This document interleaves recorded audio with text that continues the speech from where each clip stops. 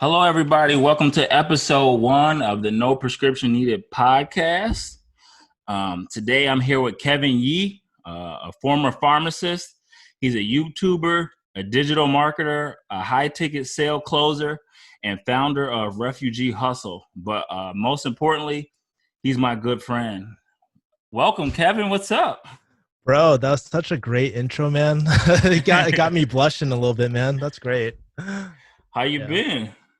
Dude, I'm actually so glad that you're starting your podcast, bro. Like I was like, man, this guy needs to put out more media and stuff. I'm glad you're going the podcast route, man. Well, yeah, I wanted to do podcasts, but I was working 45 hours a week, so that kind of drastically changed. Now I got a little bit more free time. Dude, like we were talking right before this and we are like saying how your video went viral, bro. It's crazy. Yeah, it's just I think there's probably a lot of people who probably have worked for Walgreens in the past that probably have had similar situations and felt the same way, but just didn't have the voice to Yeah. kind of speak out. And I tried to speak out but still be respectful. Walgreens did hire me, they did promote me. There Yeah. was a lot of good things that happened at the company. Yeah. I won't let one bad incident with a particular individual just take away from what I learned, the leadership skills I've learned, and management skills that just I'll have on my resume for life. It was crazy.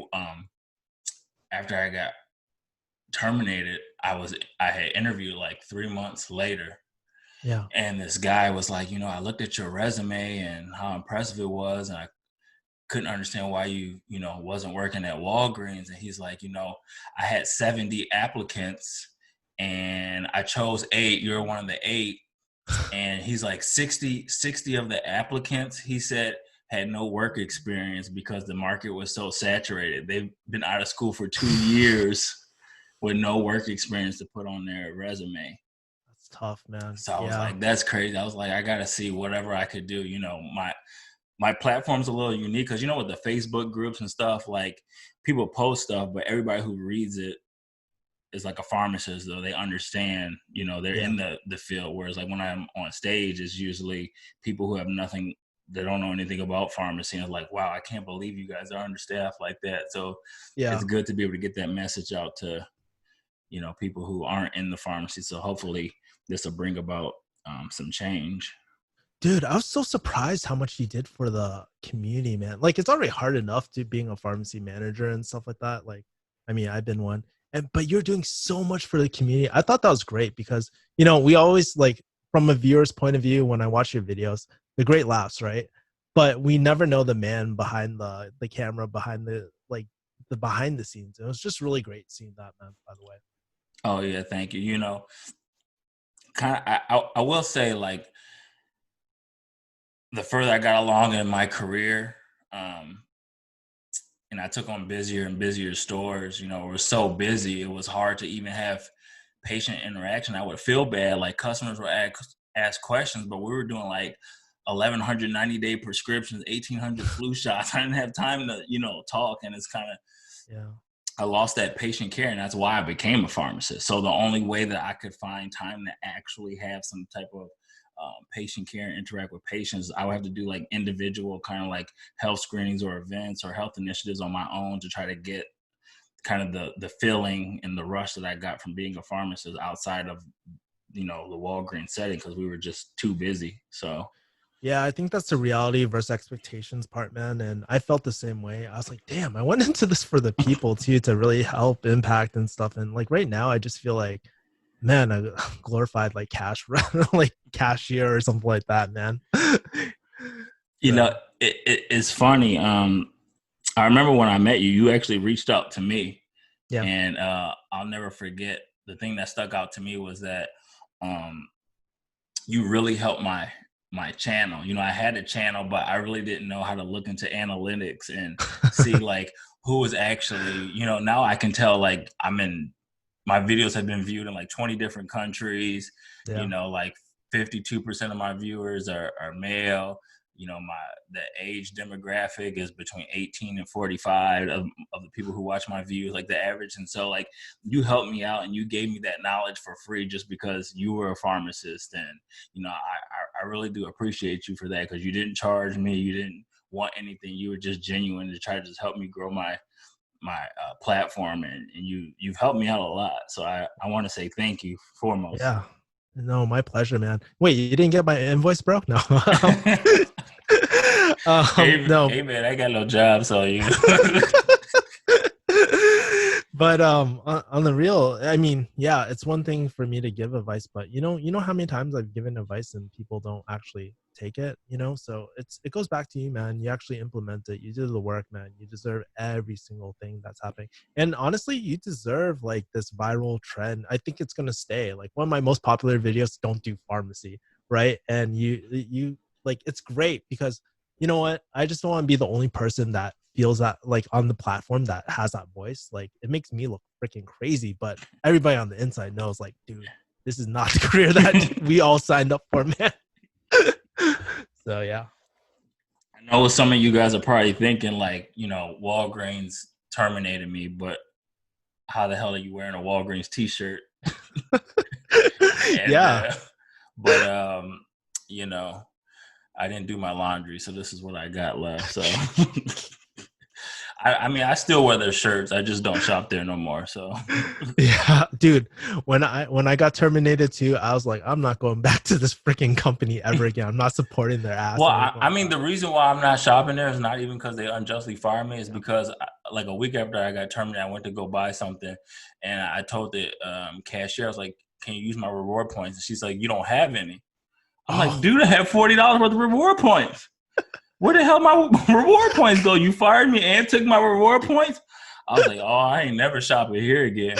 oh I don't man. know if the CEO of Walgreens is watching this, but I want my damn reward points back. I have $40. How many nice brand stale cookies I didn't bought with trying to get those points? I could have got name brand cookies. It's hilarious, man. That's funny as shit, man. Um, it's so funny, but the thing that stuck out to me most when I posted that video was the comments. Now, Yeah, if you look at probably like 80% of the comments, maybe even higher, most people said that how my videos got them through tough times, how yeah, stressful retail was, and it was a huge stress reliever to be able to watch my videos and laugh. And I guess I never realized that impact that I was having on people until this happened. I thought I was just making videos just to try to stay up on comedy. I was just trying to, I couldn't do comedy clubs as much as I wanted to because I was working. yeah, And, this was a way to kind of get my name out. And I just really wanted to do a podcast that would not only help people, yeah, because I realized how much I could help people, but also try to move the profession forward. And so when I was thinking, a lot of the things that people have said, retail has burnt them out yeah, and they don't want to do pharmacy anymore, but they don't know how to get out. They don't know how to like maybe start a business, or they don't know how to like figure out where they should go next. And I figured, kind of with your story and how you did that you could be an inspiration to some people. A lot of people may already kind of know your story because you do have your platform, but for people who don't kind of yeah. know your story, I just wanted you to kind of tell your experience as a pharmacist, kind of what happened and how you got into, starting your own company. Man, well, where do I start, man? Like honestly, like most people, I'll start it off from my pharmacy journey because it's important to understand that context, right? And so, like, I tell people that I went for like, yeah, I was clout chasing, going for a doctorate title, going for the money. I mean, those are all like secondary perks, but like I said earlier, I mean, really, what I wanted to do is have some sort of impact about people with people, right? I've always been the type that I don't know. I just connect with people really well, and relationships are really important to me. Maybe because I didn't really have that many great relationships in my life growing up, but I just loved serving the community, man. And it's so crazy. It all started with like taking a random pharmacy job in like college. It was like my first and only job during college and whatnot. So did that. Went to pharmacy school and all that. Graduated. And you know, when I actually got out, I actually never planned on doing retail pharmacy. I was like, dude, I'm going to be a public health service officer. As soon as the position opens up, then I'm gone. But guess what? Position never opened up, and I was stuck in retail pharmacy. And a really cool thing happened during that time. Like I was like, damn, when is this going to open up? I got to live with like I got to meet. So I moved to LA, and so if you guys don't know LA, there's a lot of different YouTubers and stuff like that. And it was so crazy. I was at the gym and I saw like the YouTubers that I grew up watching, and I was kind of like starstruck a little bit, but I always try to act cool and stuff and pretend that they're like just regular people. I mean, some people just fan out way too much, but I just went up and I mean, I just talked to him and we ended up getting along really, really well. If you guys are wondering which YouTube channel, it's JK Films and stuff. I met Joe. And then he needed a roommate at the time. I was like, you're asking me? You just literally met me and like I was like, I was down. So yeah, that started off the YouTube journey. And I saw them YouTubing all the time. I always wanted to do YouTube for the longest time, man. But I don't know. Like I was like not scared, but I always made these excuses in life, like, oh, I don't have a camera, even though I could clearly afford one, right? Like, I just never got started. What are you gonna say? As No, well? no, I'm just listening to you now. Yeah, This is just so that people can hear your yeah, story. yeah. So that started. So when I started living with them, I was like, this is so surreal, and I saw them shoot their videos. And I was like, dude, this isn't complicated. I could do it myself. And so I was like, but what am I going to talk about? So one of my first videos, like as a pharmacist, was actually in my car talking about pharmacy. Should I do pharmacy? And I think that was like one of the first videos I did. And it started doing really, really well. People were like, yeah, Kevin, you're starting a YouTube channel and stuff like that. So that started off the YouTube journey. And when you go into YouTube journey, it's like one of those things that, like for yourself, probably like comedy, right? The way that I love the way that you tell stories, man. Comics know how to tell the best stories. But with like something like YouTube, yeah, you have to learn how to you have to learn how to tell stories, hook people and stuff like that. But I started diving really deep into marketing. And I was like, dude, I have not felt like for some reason something about marketing, you're always improving things, you're always thinking outside the box, you're using your creative mind, but also it's like a science too. And I was like, wow, this stuff, I haven't felt so excited in my life. And business, it started off with marketing and then general business. And I was like, man, I want to do this. But guess what? I was always too scared to make the move. I was like, yeah, next year I'm going to launch my product and I'm going to quit pharmacy and make more money than I ever did in pharmacy and whatnot. Right. And I kept on pushing it off until, you know, who knows? I think what practice in 2013, I think literally 5 years later when I remember like I was still practicing in the pharmacy, and guess what? The worst thing happens. My dad actually goes to a hospital. He's admitted into a hospital, and I get a call from my mom, and she's like, "Dude, dad isn't looking too good. You got to go back." And then right when that happened, I was applying for family leave or whatever, as well, like to get assistance for that because I thought I might need to be a caretaker for my father.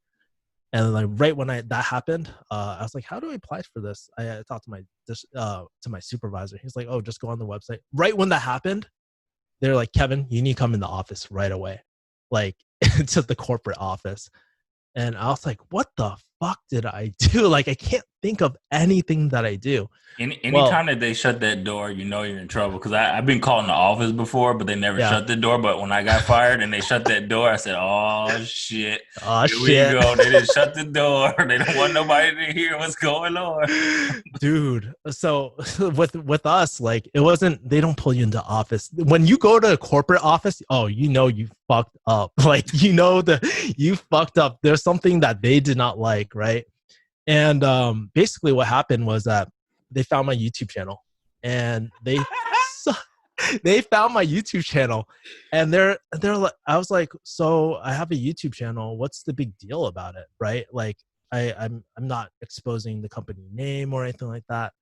And I remember this one moment. They're like, "What happens if you go viral, Kevin?" Right?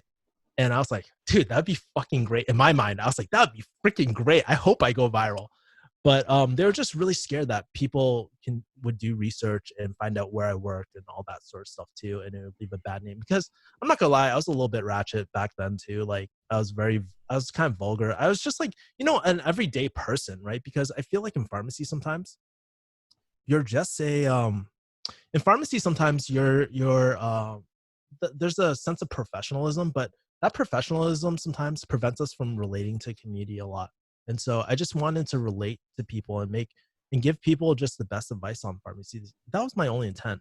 So guess what? I get fired. I get can't. They're like, we need to review your thing. They had all my Instagram posts and stuff too printed out. It was freaking hilarious. They had certain videos printed out and stuff. They had a whole file on me. And dude, I'm going. Yeah. What are you gonna say? I said, your firing sounds more dramatic than mine. I just got called in the office. They're like, yeah, it's gross misconduct. You got to go, buddy. I said, what? But mine is, it's funny that you say that. Like, I guess I don't want to say that I get yours, but Yeah. for me, it was like, my district manager, when she hired me, she had kind of been recruiting me for 2 years. And then she wanted me to work for Walgreens. And then I Yeah. was like, well, now I'm going to go do a residency because I really wanted to be a district manager. So I was like, let me separate myself from my peers. So I went and did a residency. When I got back, she's like, you still want to work for Walgreens? And I was Yeah. actually going to do something clinical, but my dad ended up needing a kidney transplant. Oh And like shit. my grandma had died. So it was like my parents and my grandma were all living in one. They bought a big house in the suburbs. We finally moved out the city. They Yeah. moved out the city. And when my grandma passed, that was one less income. When my dad had to get a kidney transplant, that was another less income. So it was just my mom. My mom, they had this big expensive house, and she was only making like, I don't know how much she was making, but it wasn't enough to just keep all the Keep up. bills going, really. So that's why I ended up taking the job at Walgreens in Chicago, so I could live at home, help out with the bills, and do all that. And Yeah. my district manager, she knew I did comedy, but she didn't have a problem with it. And even at meetings, people have been messaging me like, I remember when your district manager at the meeting introduced you as a comedian, and Yeah. other DMs mentioned my comedy, and some came out to shows, and we took pictures. And because when I first did comedy, I would go up as Maurice Robinson. I never said anything about Walgreens, but since so many people came, and Walgreens headquarters is in Deerfield, so Yeah. a lot of people after the show's like, hey, I work for Walgreens. I loved it. So I was like, nobody cares. Everybody loves it. It's not a problem. And then, one day I'm just being fired. I'm like, you can't set a precedent that is okay. Yeah. And then if you feel like that's an issue, just give me a warning. All I have to do is click a button and take it all down and just not do it. Just That's don't be like, it's gross misconduct. You got to yeah. go. Bye. And then all this other stuff. And I'm just like, for the 7 years that I put in with the company, how you have to work off the clock. Like, I felt like I was at least, Yeah. I deserved a warning for all I did for the company. So that I kind of, I guess if they would have did it in the beginning, I'd have been like, okay, but. Yeah. But you know what's crazy? I felt the same way, man. I was like a top performer. Like, dude, my pharmacy was freaking small. I was scrapping against like my vaccines. Dude, I slang vaccines like no other, man. Like, I mean, I guess that's why I'm good at sales too, but like, you know, I was really good at what I did. I was a top performer. I was on their good list for a long time, dude. And to feel like I didn't even get a warning whatsoever, man, that was, I don't know, man. It just felt so wrong because I like devoted so much time. I went the extra mile, all for what, and that left a bitter taste in my mouth, honestly. Yeah. But back to my story for a second. In terms of, so basically, yeah, I they terminate me. I'm dealing with the death of my father during that time. Oh, he passed. Okay. He passed. Yeah, Yeah. dude. It was like literally a week later. And dude, I still have the text, man. And I was like telling him, like, dude, like, I'm not Asian. I don't know if people listening to this know what Asian fathers are like, but they're very non-approachable, man. they're like, they're very non-emotional, non-approachable. And my dad was like pretty much like an Asian dad. And I was like, honestly, I don't even know what I want to do with my life. Like, yeah, I could go back to pharmacy, look for something. And I remember one of the last text messages that he has, I actually screenshot it. But basically it was saying like, hey, whatever happens, like we'll figure it out as a family. We love you. We got your back. And that, for especially for Asian like kid, man, where my dad never supported me. My dad didn't even show up to my high school graduation or none of that to be supportive about whatever I'm doing. He didn't like he always knew I wanted to start a business, right? But he had my back, and man, that was a huge sign. But of course, when a sign comes like that, you ignore it, right? So like I was like going on these so I stay home for a bit, trying to finish up my dad's estate, and then I start going on these interviews, these pharmacy interviews. I actually got had some clutch opportunities that I would have killed for back in the day. But you know that feeling when you're interviewing, you have the opportunity for a lifetime in front of you. It just didn't feel right. And I was like, dude, I must be fucking stupid. But I'm gonna say no to all these because something is telling me that there's something more out there, right? And then that's how I made the jump into since I had a digital marketing background, that's when I went into high ticket sales and stuff. I took a course, met some really great friends. I met former consultants. I met all these high level people. And that's how I really got launched in, right? Like I just took the leap of faith. I don't recommend, by the way, I don't recommend doing that. That was very like, I look back, I was like, damn, I was freaking lucky, but there's something about cutting the, like burning your freaking ships, not looking back, that has you working a lot more harder and has you committed to it. So that's kind of like the short version of how or long version of how I got into business, man, and went in full time. Yeah, I say that's definitely like the way to do it because, for me, I helped open up a trade program and I helped Yeah. open up a barber shop. And the one thing I wish I could change looking back, because I gave myself a 5-year plan because I was starting to get burned out at retail. I was like, maybe I could just go down to part-time. If I have these 2 side businesses, I don't have to do it. Yeah. But I didn't put my all into it. I was Yeah. still, as a pharmacy manager, probably working like 45, 50 hours a week. And then, I go run to the school, work on the stuff for the school, then go do some other stuff. And I didn't put my all into it. And I feel like it didn't go as well as it could have if I Yeah. would have just put my all instead of just focusing on that, because I was so scared to leave retail. It's all I knew. And it's that comfort zone. For you to be brave enough to just do that, I commend you. I even have that problem with comedy. Every Yeah. time people see me on stage, like, what the hell are you doing retail for? And I was like, Yeah. well, because a lot of my comic friends are broke. It's like 8 of them in one apartment. I don't want to live like that. And then, all my comic friends, like, if you're a pharmacist, why the hell do you want to do comedy? I was like, Yeah. you don't know what retail pharmacy is like. You want Yeah. to do something else too. So I struggle with just, hey, don't worry about the money. Just go do comedy full time and see what happens. So I have to give you, your props for that.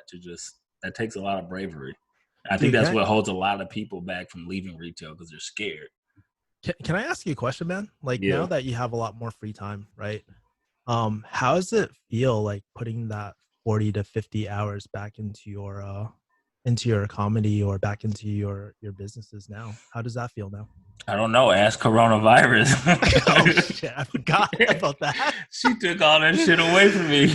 Damn Oh, Corona. It's funny. Like, I was supposed to do something with like Pharmacy Times. They have an amazing, huge green screen studio in Virginia.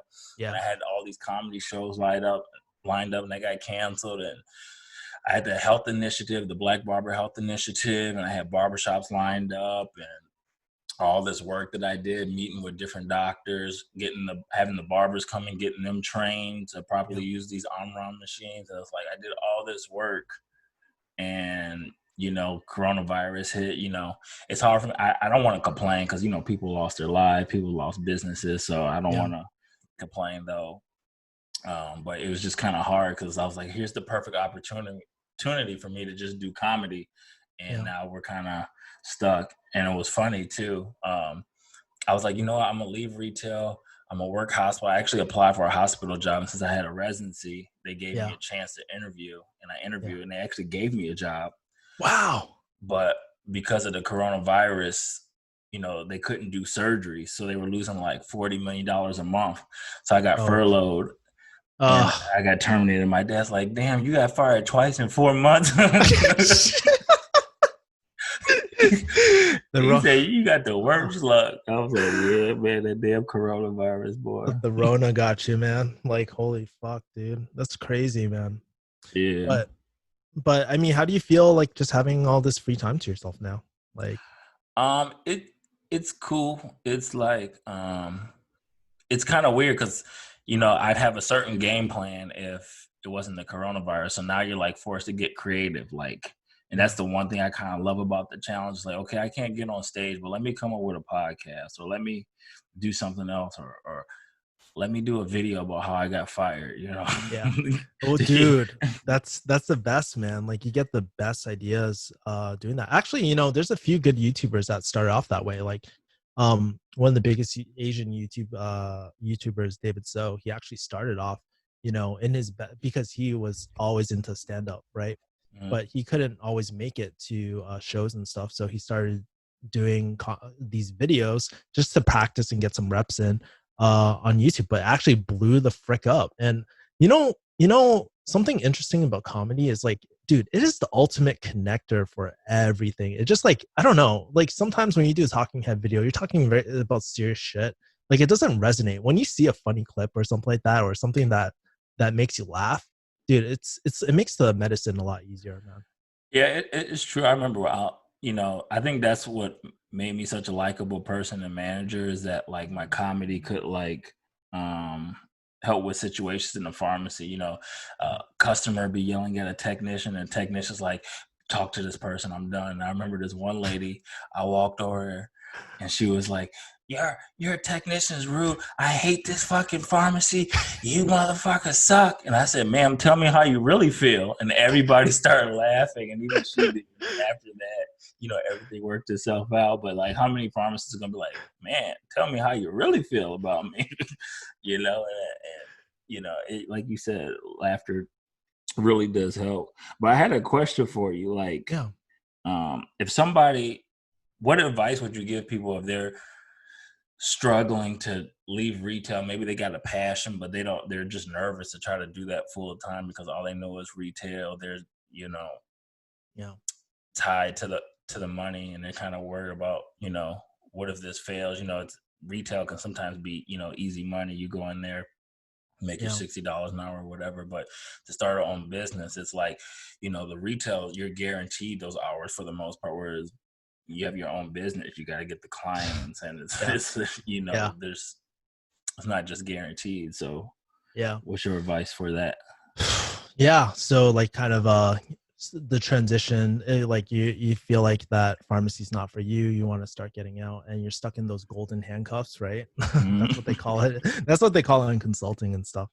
But yeah, I mean, I think the saving grace for, based off my story, like, right, the saving grace for me was that I was building those marketing skills a long time ago, like at least 3 years before I got fired. So I think like really investing into like something like sales or marketing for any, if you want to start a business, first of all, you got to ask yourself, do you even want to start a business? Because back in the day I thought, yo, anybody can start a business, right? Now that I'm in business, I'm like, dude, not it's a lot of work, and not everybody wants to start a business. So I think it really, first thing is really identifying like what kind of lifestyle do you want? Because sometimes a job can actually support your ideal lifestyle. Like, for example, if you can get a remote pharmacy job, and digital, I think Pharmacist has a great like IG post about like different careers that can be remote in pharmacy, right? But if you can get a remote job, any job, it doesn't have to be pharmacy, by the way. It does not have to be pharmacy. But if you can get a remote job and travel wherever you want and just work from home, maybe that's a better idea, because starting a business is kind of scary. A lot of the responsibilities on you, and you're going from a 9 to 5er straight into business. That's a huge transition for a lot of people. I think a lot of people, like, especially if they have no skills quite yet, then that's a difficult transition. But let's say if you do want to start a business, you do have a passion. Well, first of all, I think I'm biased too, because I think sales and marketing are the most important skills that you'll always need. You'll always need to convey value to people and market yourself as well. People gotta know who you are, and they gotta be willing to open their wallet. They have to open their wallet to pay you for something. So you need to create some sort of offer, right? Whether you look at it like that or not. But I think the more important thing is like, let's say if you have a passion, not the truth is not all passions are monetizable, meaning not all passions can make you money. But instead of saying, will this make me money? Well, I think an important thing to ask is like, how are other people making money? And really to identify like a uh, business model that really supplements that as well. So I think that's really important in terms of starting out. Were you going to say something? No, I was gonna ask you, do you think that having your own business, did it maybe give you a better understanding of how some of these retail companies operate? Because I know when I had my own business, Yeah. probably the biggest expense was the teacher salary, and Yeah. I was able to develop partnerships with the urban league. So felons that attended the barber college, they were trying to get a fresh start of life, they didn't have to pay for it. They Yeah. would pay for the students. And I remember towards the end, they lost kind of their funding, so they didn't have money to pay for some of the people. So some of the people had to pay out of pocket. Oh, And they were trying to pay, but it's kind of hard because you have to go to school for 40 hours a week. One person got pregnant and another person's mom died, so they had to get another job to help out with the family. So it was less money coming into the school, and it was yeah. like, in order to keep the school open, we'd have to cut the teacher's salary. And a Yeah. lot of times when companies talk about cutting pharmacists' salary, it gave me a better understanding of the decisions that companies like Walgreens or CVS or Walmart make Yeah. a little bit easier. I still probably think they don't necessarily need to cut them as bad as they're doing. It's just more of a profit, but I do kind of understand. It gave me a better understanding when companies make these decisions, kind of how they make them, I guess, or why they make them, just from owning my own business. Yeah. Sometimes it's tough. Like I kind of understand the perspective of a lot of businesses as well, especially when there was a period when I was looking at actually buying and selling pharmacies for a bit. And the strategy, I mean, on paper, you can make a lot of money. And what you do when you acquire a pharmacy, chances are you don't need two techs in one pharmacy or two pharmacists in one pharmacy or duplicate people. So they're going to fire them. Literally, I had the guy say, throw them on their ass. Make sure they're not like pissed off. Get some sort of like job agency to help them find jobs. But that's how you make money. And guess where that profit goes? In your pocket. And it's like, wow, this is pretty freaking cutthroat, man. I'm not sure if I can actually do this, but I definitely understand, like, especially more of the data, like, how we all have KPIs and stuff in the pharmacy and certain metrics. Like, I understand the importance behind it. But one thing that, I've learned from like really great, actually, like consultants and stuff, they're so great at communicating these decisions to people. And I think that's the number one thing that's lacking because somewhere like, dude, I hate being told like just what to do. My first answer is going to be like, why are we doing this? First of all, right? Like we don't, we barely have enough fulfillment hours in the pharmacy. We're struggling, like throwing on more things. And it's just like the lack of communication and lack of empathy, I think is really missing in some like corporate at the moment, right? After being in business for myself, like, and learning to have those tactful, like conversations, those real conversations, sitting people down. But the truth is there's such high turnover in pharmacy. It's hard. And it's not an easy skill to do. Like having difficult conversations like, hey, you're getting fired and this is why, like, and kind of like, and you know what? I actually learned this through working in the pharmacy, right?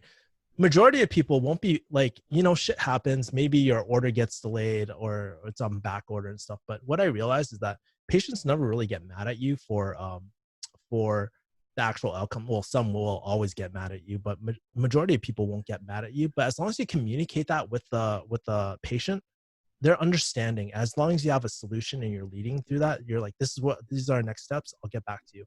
I've never gotten yelled at in the pharmacy for that sort of stuff. But the same thing can be applied to corporate where they're communicating every single step. They're updating you along the way. And I think that needs to happen up and down the chain as well. So yeah. I get so many emails from people who just got accepted to pharmacy school or are in pharmacy school, and it's kind of disheartening. They talk about the pharmacy market and they're nervous because They don't know if they'll get a job when they're done, and what kind of advice could I give them. And I think that almost all pharmacists, I think they all kind of we all need to have like side businesses. Yeah. Like pharmacy shouldn't be our only source of income if possible, because we get so dependent on it. That's why we don't want to speak up against kind of like the understaffing, because it's like we don't want to lose our job because that's all of our income. And I think that if more people's money wasn't so tied up in just retail, it'd be Yeah. easier for people to kind of fight back against kind of the terrible working conditions in pharmacy. I didn't know if you kind of felt the same way or Absolutely. You know, when I started making money, I thought about like whether I should do a video about me quitting pharmacy and why I quit pharmacy, right? Like altogether. I thought about it, but I was like, you know what? I make this money. It's time to say fuck you, like for once. Like be like, I don't care. Crucify me at the fucking stake. Make me the fucking bad guy. Okay. I get a lot of shit too for creating those videos too. But I felt like, you know, in the public's eye, it's something that people need to know. And I was nervous because it was kind of like career sabotage for me at that point, right? Like, I don't know, it might be really hard, unless it's an independent pharmacy, it might be really hard to get a job at this point. But, you know, I do feel like every every actually everyone should have some sort of side business, and it doesn't have to be like I do real estate, I flip houses and stuff. It could be very simple. It could even be a simple service based business where you do a certain service for x amount of dollars, right? It doesn't have to be complicated. And guess what, there's no risk to it. You don't have to buy inventory. You're giving a service. You could, I know one of my friends who's a consultant, he was he was actually detailing cars and he was making a crap ton of money through it, right? Like there's a lot of different things. And I think that's the number one thing a lot of pharmacists forget is like, dude, we're not tied to pharmacy. We have so many other skills. Like you don't have to look for a business in pharmacy just because your degree says so. Right? I know a pharmacist. I believe she has two consulting jobs, so she works from home. Yeah. So that's easy to do those. I believe she has a Airbnb. Oh, Uh, that's the next business model I'm jumping into, by the way. oh, really? Yeah. Airbnb. And I want to say she said she had a trucking company. Yeah. I was like, girl, your tax person must be busy during tax season with all these businesses. But, she's a pharmacist. She gets to work from home, kind of Yeah. make her own schedule. And, it's one of those things. Let's say one pharmacy job was just being too demanding or rude or unrealistic expectations. It's easier to stand up for yourself because Yeah. you got multiple streams of income coming in. So, Yeah. it's just like, it's crazy how many pharmacists I meet that do more than just are more than just pharmacists. They have like side gigs that have nothing to do with pharmacy. I guess me being a comedian as well, that's probably kind of like the Yeah. opposite of that. But it's kind of crazy too, because like when I'm on stage, like sometimes I'll be on stage for 25 minutes. Let's say Thursday night, Yeah. 25 minutes Friday, uh, two shows Saturday, and I'll get like $900 when I calculate it like per minute. I'm like, damn, I make more money on stage than in pharmacy. And people actually like thank me after a show. Like people don't thank me in the pharmacy. They're just Dude, I get more credit as a comedian than I do as a pharmacist, making sure that they take their medication safely and properly. But it's so funny. I love that story though, because it really highlights like what I said earlier. It's like, dude, sometimes, I mean, you can have your own businesses too, but if you can find something that supports the lifestyle that you want and so that you can work on more businesses, that's great. Because I mean, if you do like, I know pharmacy jobs are pretty shit right now because I mean, if you check the Bureau of Labor statistics, 0% growth right now in pharmacy. It's actually negative. And it's just like it's really rough, but if you can land a pharmacy job, you're still getting paid quite a bit, and you can use that capital to either buy existing businesses, maybe do a mini angel or VC. You can invest into someone as well to build out a business for you that you don't have the time to. I mean, there's a lot of ways to go about it as well, right? So yeah. yeah, it's just like, I also think too, like, not working retail and you have your own business, like, even though you're making less money, it's almost as like it got less materialistic because you're working this job that I was working 50 hours a week. I was making all this money, and it was like to buy nice cars and fancy things, kind of like supplemented Yeah. the fact that I really hated my life. Yeah. Not hated it, but just hated like my work, my real life. I love, but because my work life was so terrible. It's like, oh well, work may suck, but I have a fancy car. Or work may suck, but I got a huge house. So Yeah. but then once you're just doing comedy, and I actually like cut back a lot and wasn't making as much. Yeah. Actually cut back that I was probably making $20,000 a year less, and just doing comedy. Comedy, I was just really making enough money to just be even. But it's like I didn't feel the need to buy all these other things. I was happier, Because you feel fulfilled, man. Yeah. You feel fulfilled. It's one of the best feelings in the world when you're doing something that you love, that you're excited to wake up. Like, dude, I remember I was like, dude, I remember the first day I just made the decision not to go back to pharmacy. I woke up, I was like, dude, I'll have to go into fucking work.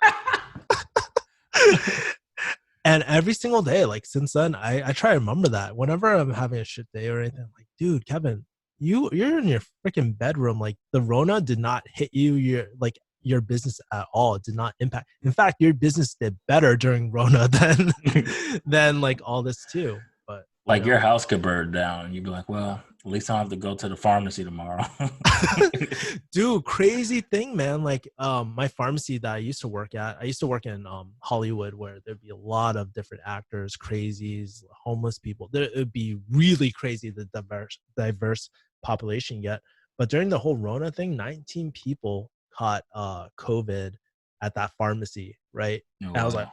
holy crap. Like, dude, I could have been one of them. This was like, dude, I dodged a bullet, man. I was like, holy crap, man. Yeah, I got fired right before Rona, so I actually Yeah. dodged a bullet too, because like everybody was screaming about, Yeah. "Oh, we ain't got no plexiglass, we ain't got no masks, we ain't got no gloves." I was at home chilling, like, yeah. But it was Yeah. just, what would you say is kind of like the most rewarding thing or the best thing about working for yourself? Yeah. For me, there's a few things, man. I think if there's one word I can think of, it's really impact, man. Like every single day when I talk to business owners, when I talk to people on the phone, when I talk to clients or even my fans, I get to impact people, man. I really feel like I'm making a difference in the world, whether that's helping them strategize how to start up their business, planning out their marketing, even just talking to a random fan who's just having a bad day, man. I'm making real impact, and impact to my own life too, not only other people's lives, but like everything I do is pretty much, I see the future. I never bleak about my future, because when I went into pharmacy, I was like, dude, this shit is never going to end. It's day in, day out, day in, day out. And even though I said, I'm going to quit by 5 years, 3 years, whatever the number was, I would never do it. But nowadays, like it's a clear road plan. I want to be working on these things, and it's exciting because I love launching the next, like focusing on the next business model, and whether when it does well, shits the bed, like, it was a good experience. And I've never felt more alive in my whole life, ever, you know? Did you want to talk more about specifically your business? Like what specifically does your business do? Yeah. So like I said, one of my businesses obviously is the YouTube channel. I monetize through AdSense, through merch and stuff, through affiliate deals too. So I recommend like things like, oh, I have this cool book. Like if you like, I do reviews and stuff, and people actually buy it. It's so funny. When I went bald, um, this razor company like actually reached out to me. They're like, can you review our razor? I was like, will you send it for free? And they're like, yeah. And I looked it up. It looked legit. And every single month through that, I generate like a few $100 just through that simple razor company as well. It sounds like really weird. Damn, And I'm balding too, man. Hook it up. Let me get some of them raises. I save a dude, lot of money buying hats. yeah, dude, it is so crazy. And then like one of these, and so that was one thing. My main source of income is through sales, actually, high ticket sales. It's not like, yo, I'm picking up a phone, cold calling people or anything like that. It's more like a consultative type of thing. Like usually people are going through some sort of problem. Maybe they want to start something like an Amazon business, or maybe they have problems in their marketing, right? I'll speak to them. Since I have a background in marketing, I can identify the gaps in their business and really help them as well. So even on that, like one of my clients, I get like recurring revenue, like at least like anywhere from 3 to I don't know 600 per month passively. That's passively off recurring commissions. And so like as I like that's the one thing that like I get so many different streams of revenue. And so now that I've kind of built up the YouTube channel, I also have an investing course too. So that's another thing. I have a investing YouTube as well. So that's another stream. And then the next thing I'm going to be focusing on is actually Airbnb arbitrage or rental arbitrage. So that's the next business model. I'm going to actually document and vlog every single step of the way.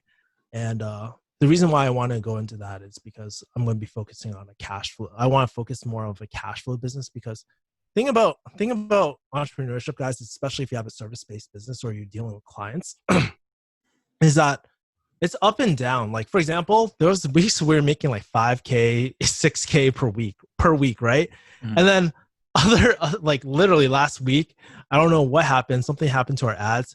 I think I made $50 that whole week doing sales. It was pretty crap, but that's how crazy it can be. Like, yeah, man. So sales is actually really fun. It's taught me how to, you know, it sounds scary at first or it sounds like sleazy. It doesn't have to be that way. That's the number one thing. I sell with integrity. I'm a very consultative type of person. And it actually allowed me to speak a lot better and speak more tactfully in front of people as well. Like, especially when I'm delivering bad news, I'm able to think quick on my feet and just like really diffuse the situation a lot of the time as well. And that's why comedy is great. I tell like crappy dad jokes all the time. It makes people laugh, but I'm like, that wasn't funny, man. Like, Every time I get ready to go to the show, my dad tells me a joke. He's like, "You gonna use yeah, that on stage?" I'm like, "No, definitely not." I think too, like people don't realize like the skills that you learn from pharmacy translate really well to other businesses. Because I yeah, know, like for example, with the barber college, I have a business partner, and my business partner, he and the teacher had some conflict, and one time the teacher and the student had a conflict, and it was going back and forth, mhm, and he was like, "Man, it's just some stuff going on at the school. I know you're busy at Walgreens, can you come over here?" So for like a week, every day after work, I would go over there. I talk to the teachers, talk to the students. I kind of told them about, being from the South Side of Chicago, being pharmacist, Dr. Shaw. I talked to them, and he was just like, "Man, since you've been over here for a week, everything's been running smooth. There's been no conflicts, man. Like, how do you know how to do that?" I was like, well, I've managed, yeah, 4 different pharmacies. I've worked with some hot-headed techs, some people who just cry a lot, and different personalities. I was like, it's not a knock on you, yeah, but I have experience, interacting with people, and that made me think like, maybe I could do something else that was like a management role. If I yeah, management experience and you understand the healthcare field, there's other opportunities out there. I actually went on Indeed, just typed in PharmD, and you'll be surprised how many yeah. jobs just pop up that's not like working in a retail pharmacy, that you have management experience and knowledge of the healthcare field that you would have an opportunity to apply for. So I think a lot of people sell themselves short. Like, well, Yeah, I just work pharmacy, so I can't do anything else. It's like, actually, you can, because a lot of those skill sets from the pharmacy would translate to something else. You just yeah. have to find what you would want to do and kind of just start to do that homework and research and start to look. Yeah, that's such a great point. Kind of curious, by the way, what kind when when you went on Indeed and typed in PharmD, what were some of the things that popped out at A you lot for of things that popped up was project manager management? positions, and it was Yeah, uh, like one of them was like managing specialty healthcare division. You were in charge of like a $2 million budget, and you had to have management skills. You had to have knowledge of the healthcare field, but you needed like a PMP certificate or something, like a project mhm, manager. So that's something that I'm kind of looking into, yeah, how to get that, because I think that, when you think about pharmacies, I was running a tier 4 pharmacy, yeah, 1,100 90-day prescriptions, 1,800 flu shot goal that we were actually going over. So it's like, those are high sale numbers and things like that. Managing, yeah, I had like 3 pharmacists, like 16 technicians, like, yeah. managing people. So it could definitely translate into something different. So I just Yeah. think a lot of times when I hear a lot of people say like, well, I just know retail, I can't do something else. You just have to kind of think outside the box and take those skill set. And it's another thing too is I actually had somebody, I wrote down all my skill sets and they actually helped me write my resume. So it was a way that it could take the skill sets that I learned from pharmacy and translate it to other positions. Other So I think people positions. just need to really focus on, how they write their resumes and word it. But first, you got to figure out what you want to do, and then Mm. you can do that. No, it's really solid about what you just like what you said right now. Like, I actually had a conversation with my friend the other day, and there's actually three things that really, really helped me jump in the like. I didn't know at the time during pharmacy, but there's three things that really helped me transition over to business and have business acumen. So the first thing was actually soft skills, right? So you're right. We're always like, we're dude. We talk to so many freaking people in the pharmacy.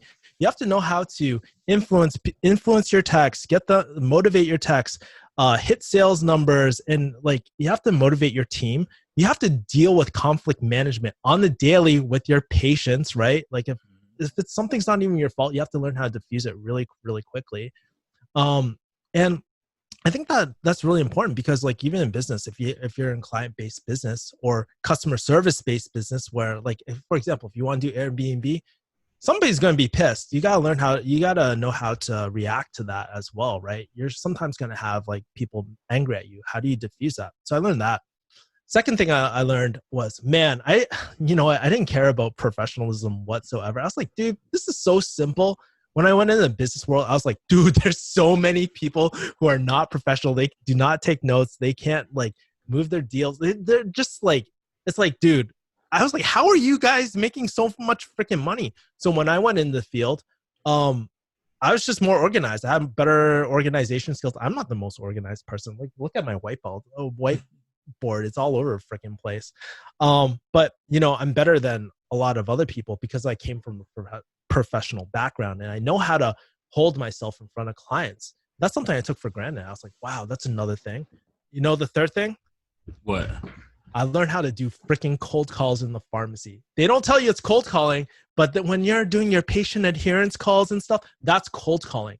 I remember one of the most clutch moments I had was I had a like outcomes or Marixa patient and whatnot. They didn't even use my pharmacy, and I had to get them into my pharmacy for a consultation. Man, dude, I pulled that stuff, and I would be so good on the phone. I'd be so good on the phone, and it's and when I went like into sales, it would just be the same thing. Like honestly, like I know how to have a conversation on the phone. Sure, there's some different nuances and stuff, but I was able to learn really quickly, and that's actually bonus number 4. I just learned really quickly as well because there's always shit changing in the pharmacy and you got to react. You got to think about, okay, like you got to think quick on your feet and make the best decision you can in that moment. So those are some of the great things that you learned in pharmacy, by the way. So yeah, that's my insight. Okay. Well, where can if people want to find you, what are some of your social media handles? You can look me up on YouTube, Kevin Yee. I actually have this domain, kevinyee.tv. So if you go there, it'll redirect you to my YouTube channel. You can find me on my website, refugeehustle.com, because, you know, I don't know. I grew up with Asian refugees. So that's paying homage to my family. And then on Instagram, Kevin the Refugee. So, yeah. Okay, there you guys, you have it. If you guys want to reach out to me, you can email me at doctorofcomedy at gmail.com. You can also find me on YouTube as well. I have a list of all of my social media handles. Hey, man, it's been great talking to you, man. It's good to Yeah. see you again, man. Dude, it's great. What can I say one last thing before we sign off? Yeah. Guys, whoever's like, if you guys are struggling in business or anything like that, I mean, feel free to like reach out to me or anything like that if you guys are really struggling. I just want, honestly, it really breaks my heart to see so many pharmacists and even new students like not being able to find a job. I just want to help so many people. So if you guys are really struggling, feel free to reach out to me as well. Okay.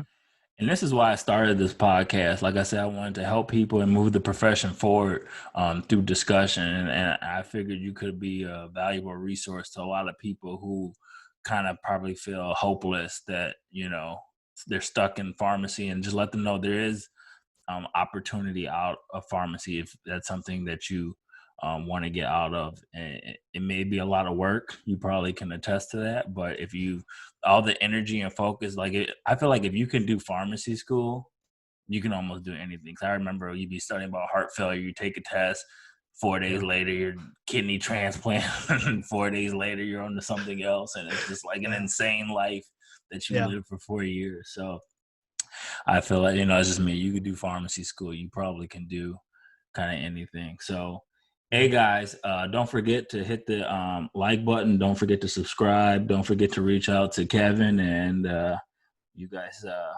continue to share and continue to watch. All right, Kevin. Nice.